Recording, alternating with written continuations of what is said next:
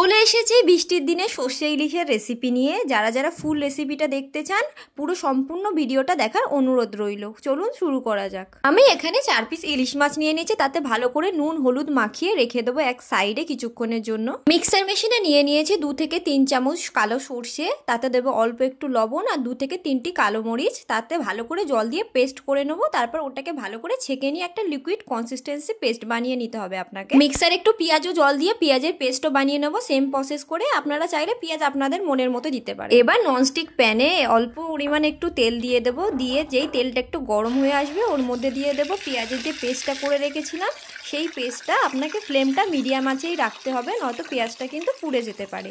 তারপরে আস্তে আস্তে করে আপনাকে ওটা ভালোভাবে নাড়তে হবে, নাড়তে থাকবেন আস্তে আস্তে 2-5 মিনিট করে ভালো করে আস্তে আস্তে করে নাড়বেন। যখন দেখবেন আস্তে আস্তে ওটা কষে আসছে ওর মধ্যে দিয়ে দেবেন জিরে মরিচের গুঁড়ো। আমি তো দিই, আপনারা চাইলে স্কিপও করতে পারেন।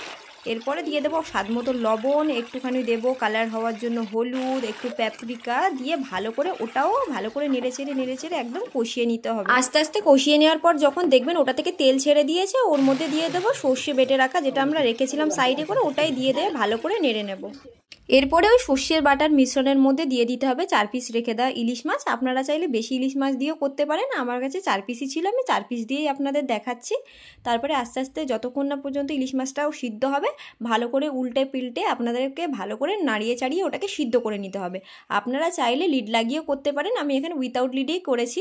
যখন দেখবেন মশলাটা শুকিয়ে এসছে ওপর থেকে দিয়ে দেবেন 2 থেকে 3টে কাঁচামরিচ। তারপরে আমাদের কাছে তৈরি হয়ে যাবে কম তেল মশলায় তৈরি একদম সুস্বাদু সর্ষে ইলিশ। আপনি চাইলে গরম গরম ভাতের সাথে এটা এনজয় করতে পারেন।